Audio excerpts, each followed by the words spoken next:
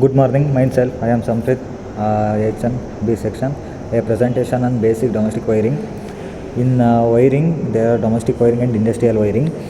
For the first types of wiring, conduct wiring is divided into two types: surface conduct wiring, concealed conduct wiring.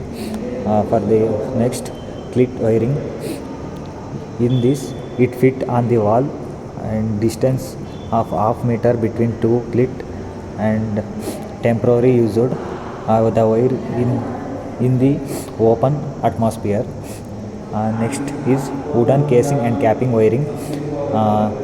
It is fit on the wall with the help of screw, and it protect wire against the mechanical damage and moisture dust. And next one is surface conduit wiring. PVC or metallic conduit are used. PVC VIR wire are used. Appearance is good. It protect wire against the mechanical damage and the moisture dust. Next, concealed conduct wiring.